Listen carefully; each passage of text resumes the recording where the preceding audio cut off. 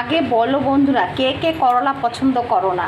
এরপর থেকে মানে আমার এই রেসিপিটি দেখার পর থেকে করে খেলে মনে হবে করলা বারবার খাই। তো এইভাবে রেসিপিটি করে একবার করে খেয়ে দেখো, ভালো লাগবে আশা করছি। এটা যারা তেতো ভালোবাসে তাদের কিন্তু রুটির সঙ্গেও ভালো লাগবে, ভাত দিয়ে তো ভালো লাগবেই, আবার রুটির সঙ্গেও ভালো লাগবে, খেতে কিন্তু অসাধারণ হয়। তো এই রেসিপিটি দেখার জন্য অনুরোধ রইল। আর ভালো লাগলে অবশ্যই লাইক, কমেন্ট, শেয়ার আর সাবস্ক্রাইব করবে, আমার পাশে থেকো বন্ধুরা। তো দেখো, শুরু করা যাক। নমস্কার বন্ধুরা, আজকে আমি করব দই করলা। তো দই করলার জন্য কি কি উপকরণ লাগছে দেখিয়ে দিচ্ছি। এখানে কেটে নিয়েছি আমি করলা, এইভাবে কেটে নিয়েছি, যেভাবে ভাজা কাটে সেভাবে কেটে নিয়েছি। আর একটা আলু দিয়েছি ছোট ছোট করে, এর সঙ্গে বন্ডিংটা ভালো যাবে। আর তো অবভিয়াসলি দই তো থাকছেই, ঘরে পাতা টক দই। এখানে একটু পেঁয়াজ কুচিয়ে নিয়েছি।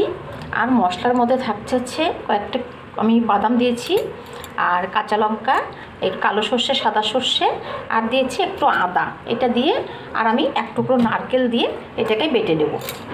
নারকেলটা এতটা দেবো না, এর থেকেও আমি অর্ধেক দেবো, দিয়ে বেটে নিচ্ছি। সবার প্রথমে আমি কড়াইটা বসিয়ে দিয়েছি, দিয়ে এর মধ্যে বেশ খানিকটা তেল দিয়ে দিলাম। আর সম্পূর্ণ রান্নাটাই আমার হবে সর্ষের তেলে। সবার প্রথমে আমি করলাটাকে আগে ভেজে নিচ্ছি। আলু আর করলাটা পরিমাণ মতো নুন আর হলুদ গুঁড়ো দিয়ে ভেজে তুলে নেব।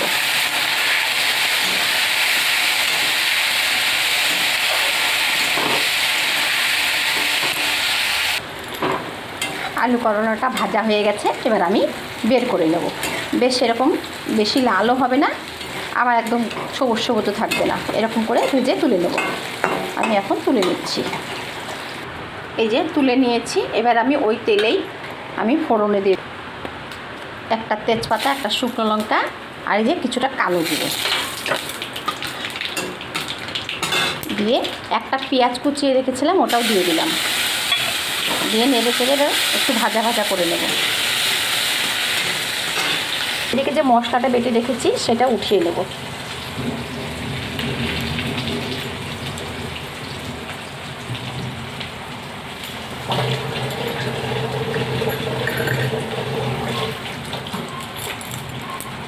পেঁয়াজটা ঠিক এইরকম হয়ে আসলে, আমি বেশি ভাজবো না, বেশি ভাজলে আবার স্বাদটা অন্যরকম হয়ে যাবে।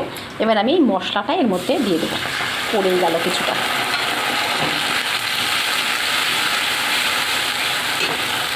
ওর মধ্যে একটু জল দিয়ে দেবো, পরিমাণ মতো হলুদ গুঁড়ো, আর দিয়ে দেবো কিছুটা নুন। স্বাদ অনুযায়ী নুন দেবো, যেহেতু করলার মধ্যে নুন দেওয়া আছে অল্প করে দিলাম। দিয়ে ভালো করে এটাকে এখন কষবো বেশ কিছুক্ষণ। কিছুটা দিয়ে দেবো চিনি, স্বাদের ব্যালেন্সটা ঠিকঠাক থাকবে। এবারে বেশ কিছুক্ষণ ধরে আমি কষিয়ে তারপরে এর মধ্যে টক দইটা ফেটিয়ে নিয়ে দিয়ে দেবো। এখান থেকে 2 চামচ টক দই নিয়ে নিচ্ছি, আমার একদম ঘরে পাতা দই আমার।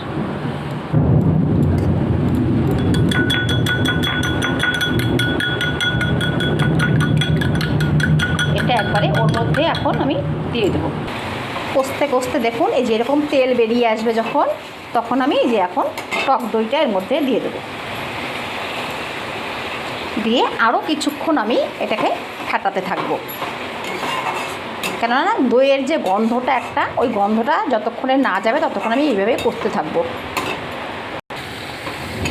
কষতে কষতে দেখো এটা দিয়েও দেখুন আপনারা তেল কিন্তু বেরিয়ে এসছে, তার মানে এটাও হয়ে গেছে কষানো। একটু নাকের কাছে নিয়ে দেখবেন যে টক দইয়ের গন্ধটা কেমন ছাড়ছে। যদি উগড়ো থাকে তাহলে আরেকটু কষাতে হবে, যদি না থাকে তাহলে হয়ে গেছে। এবার আমি এই ভাজা করলা আর আলুটা এর মধ্যে দিয়ে দেবো।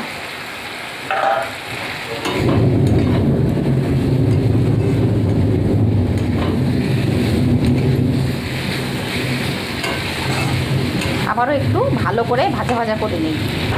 আমার এইভাবে কষানো হয়ে গেছে। এবার আমি কিছুটা জল দিয়ে দেবো যাতে গ্রেভিটা ভালো থাকে। আর এদিকে দেখো কি ঝুমাঝুম বৃষ্টি হচ্ছে বন্ধুরা, দেখো সেই জোরে বৃষ্টি হচ্ছে। আমি কথা বলছি, কথাগুলো আমার জানি না আপনারা শুনতে পাচ্ছেন কি না। দেখুন এত জোরে জোরে বৃষ্টি হচ্ছে, তো আমি এটাকে ফুটতে ছেড়ে দেবো এখন। বেশ সুন্দরভাবে ফুটে উঠেছে, এবারে নেড়ে চেড়ে নামিয়ে নেব।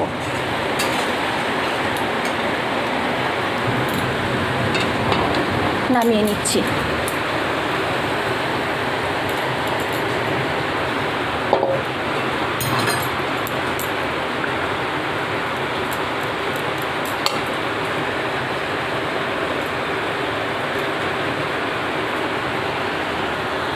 একদম রেডি।